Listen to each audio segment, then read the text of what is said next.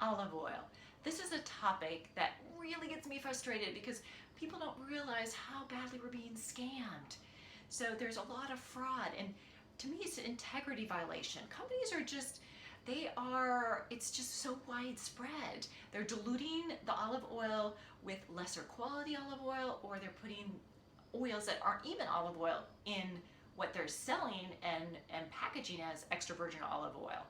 So it's so widespread that it's even hard to police, and companies that we trust are doing it. So I'm going to highlight why extra virgin olive oil, what the benefits are, and then how you can select an extra virgin olive oil.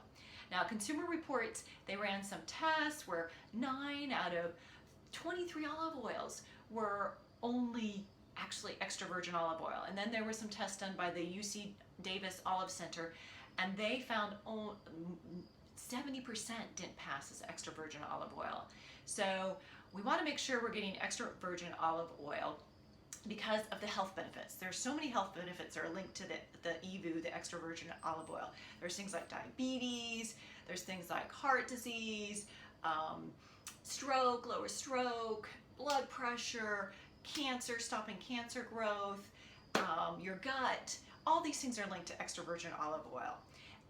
Also the taste. There's a really great taste when you get a really good extra virgin olive oil. So, okay, extra virgin olive oil has its reputation because it's only pressed once. It goes through one mechanical pressing, whereas the other olive oils, lower quality, they either go through a chemical processing or they go through more than once mechanical pressing. So we want these polyphenols that come from just that one pressing, that kind of gentle pressing. So how do you pick your olive oil? Okay, pick your olive oil. There's a couple things you can look at. First, you look at the harvest date. And I have an olive oil here that I have in my kitchen, and at the bottom here is a harvest date. Not the best by, not the sell by date, the harvest date. Harvest date means when it was picked. It gives us a clue that it was the same geographical region.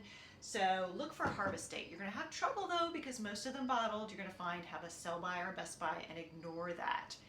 Another thing is just make sure it says extra virgin olive oil, so that we not sure if we're getting it, but make sure it's at least labeled as extra virgin. So another thing is to look at specific location or variety of olive. So if there's lists like a local co-op, or if there's an estate name, chances are it came again from the same geographic region at the same time, or there might be like a olive variety. And on this really, really nice olive oil I have, it says Piqual variety. So I know that that's all made with that type of olive. Good chance it's extra virgin olive oil. And the last thing is certification. There's a lot of certifications, but there's only 2 I trust.